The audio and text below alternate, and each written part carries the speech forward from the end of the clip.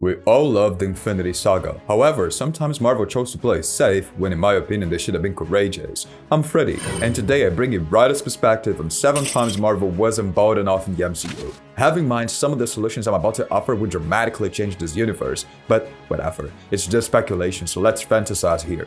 Without further ado, let's go! Assemble. Number 7. Not sustaining Peter Parker's identity revealed after Spider-Man Far From Home. Spider-Man's name is Peter Parker. This was the top event in the film if you ask me. Peter acting immature annoyed many fans. Far From Home isn't an origin film. This kind of behavior is mostly allowed to happen in the first act of origin stories, as it gives our characters margin to learn and grow. With great power comes great responsibility. This is my gift, my curse. Plus, Far From Home is Endgame's sequel. Peter's just been to space. He vanished alongside trillions of beings.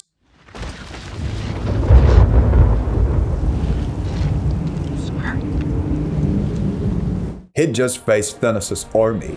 He'd just lost his mentor. No one can be so immature after being through all that. But let's pretend he can. I mean, he was. See, that wasn't so hard. This would be the perfect opportunity to grow Peter as a character, as now everything would be personal. After No Way Home, Peter would have to keep evolving. Iron Man can't back him up now. He'd have to face legal problems. Isn't it why Matt Murdock was there? Or is it just an abandoned plotline? Hey, if you forgot it, it probably wasn't all that important. Yeah, I guess. Now he'd have real conflicts with his relationship with MJ. Should he risk it? Should he forfeit it? He'd also need to look after his friends. All of his decisions would have to be taken more carefully. Number 6. Not allowing Baron Zemo to commit suicide in Captain America Civil War. I love you. If I was the writer, I'd suggest this outcome for many reasons. It'd give Black Panther the feeling of failure for not being capable of arresting his father's murderer, which could be a personal drama in his solo film. T'Challa would still have that awesome final exchange with Zemo, but he wouldn't get him. It'd also be a more powerful moment for the villain himself. He'd be considered victorious. He'd go down on his own terms, making the Avengers fiasco even more painful. Like, how a random guy like him could do all that to them and still decide his own fate?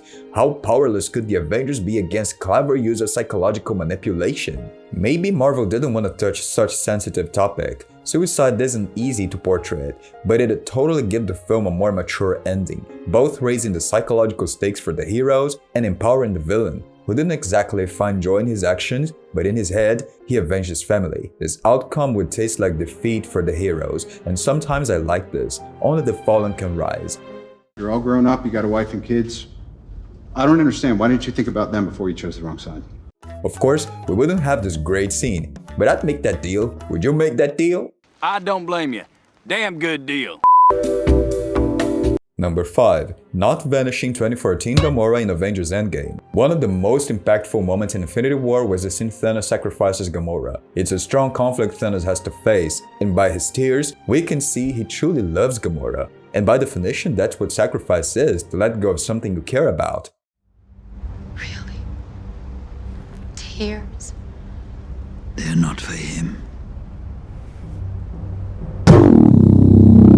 This is when Thanos' motivation gets even more compelling. This moment is key for Thanos' transformation. In Endgame, present Thanos and 2014 Thanos are different, a lot because of that specific scene.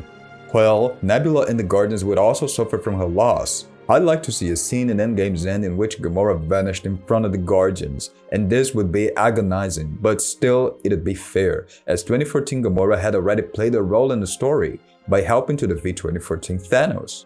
Guardians of the Galaxy Volume 3 is one of the best MCU films, but I think it could have been even better without Gamora. Many viewers understand 2014 Gamora as being a replacement for the previous one. I personally don't like when Quill look at her that way, as it kinda disqualifies losing the original Gamora. I bet we were fun.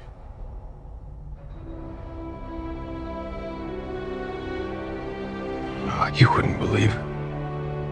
Now when I rewatch Infinity War, I try to convince myself she's truly dead, but I'll still see her on screen later on, so it doesn't hurt me like before. Definitely, it doesn't hurt me as much as it hurts the fact you still haven't liked the video or subscribed to the channel. Seriously, what you waiting for?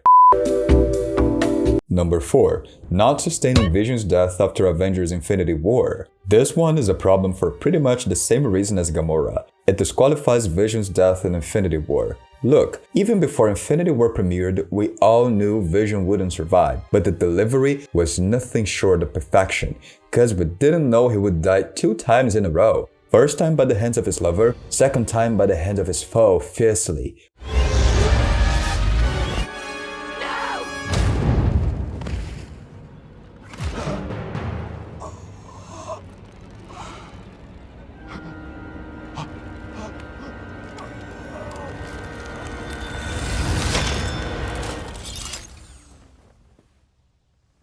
Way to go, Marvel. This is how to subvert expectations when everyone already knows what's bound to happen. Then the great WandaVision starts, twisting Marvel's formula, and in the end, when they introduce us to White Vision, the outcome kinda throws me off because they found a cheap solution for bringing Vision back, again, damaging all the impact his death caused me in Infinity War. But this time, they doubled down. They also ruined the impact WandaVision caused me. The whole plot about him being an illusion that we couldn't hold on to him knowing he wouldn't last long was one of the most gripping narratives about WandaVision.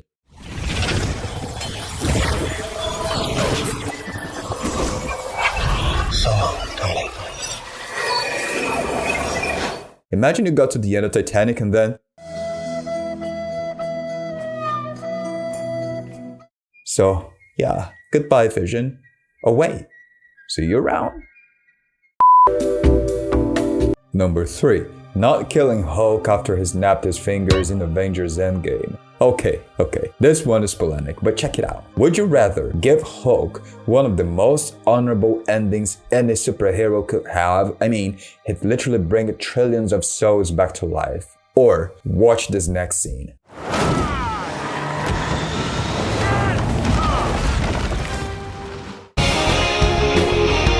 Do I even need to tell you what's wrong with the She-Hulk series? Is that why you want to keep Hulk alive? In an ideal scenario, with a whole well-planned project, I'd love to keep on seeing Hulk, but right now, I don't think I have any good expectations for this character. I do think Hulk fans overreacted after Infinity War, because for some reason they thought Hulk would be a matchup for Thanos. Personally, I enjoyed all that I don't want to show up drama with Banner and Hulk. Dude, you're embarrassing me in front of the Wizards. But then in Endgame, I felt Professor Hulk was a bit rushed. I'd rather see Banner in that film, with Hulk only coming out for the snap scene and final battle. I wouldn't kill him right after the snap, but slowly. I wanted to see a hurt, suffering, barbaric Hulk in battle, even a 1v1 against 2014 Thanos. People will be like, but Hulk's regeneration, yada yada. I'm telling you, it's the Infinity Stones we're talking about. The writers could have made it happen. More losses would have made the film even more emotional. Understand, I would be totally okay with Hulk surviving this film, but I came from the future, and no one is okay with the current state of our beloved Green Monster. Number 2. Not allowing Thanos to kill Captain America in Avengers Endgame. I'm okay with the idea of the original outcome. I remember people at the cinema were sobbing at the point Steve and Peggy were dancing in the living room. I might have been one of them, not gonna lie. I knew it. But as long as I think this scene was lovely and truly earned, it was built over a plot hole. If Steve branched that timeline, TVA would have pruned it. And if it's the same timeline, there was no clear explanation for Steve to come back if not through that platform they've built. It broke the criteria the very film established without struggling to justify it. There were ways to make it work how it was, but I would have written Cap's fate in a grittier tone. No, God! When Steve and Tony went back to 1970, Steve walked into Peggy's office, which gave us one of the most heartbreaking scenes of the film. When he was paralyzed, powerless, admiring her through the blinds, this was bittersweet, but it was a goodbye. It had conveyed the message that superheroes have to sacrifice the lives they dream of in order to fulfill their responsibilities. In Captain America Winter Soldier and Civil War, it was already tough for him to see her aged and then buried, which made the scene when they were separated by the windows even more meaningful. She was under the light, he was in the dark. Unfortunately, it wasn't supposed to happen.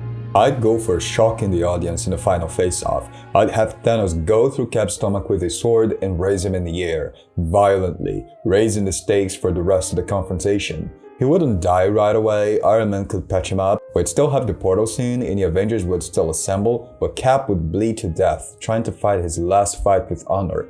All the knots were tied, and we'd still cry. Number 1. Not allowing Hawkeye to willingly push Black Widow off the cliff in Avengers Endgame. Thanos left her with the stone, without his daughter. It's not a coincidence. That's the lowest point in Endgame if it's up to me. The rules are clear. You'll have to sacrifice something you love in order to get the Soul Stone. The rules aren't fight someone you love so you can't sacrifice yourself. Are you sure they're S.H.I.E.L.D. agents? Not being able to comply with simple rules like this one? Not to mention the action choreography was bad. It completely ruined the moment for me. If I were Red Skull, I'd be like, "What the hell?" Clint pushing Natasha would be nothing less than touching. I'd write a dialogue in which they agree Natasha's the one who should go, as Clint has a family.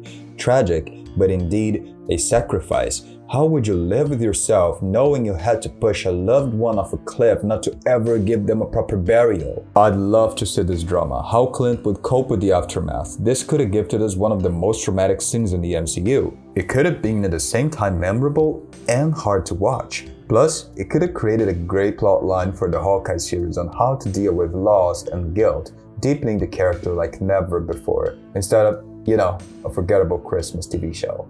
In the end, it felt like she sacrificed herself instead of him actively taking action, and all the pain he's been through was about losing her, like everyone else. It doesn't sit right with me.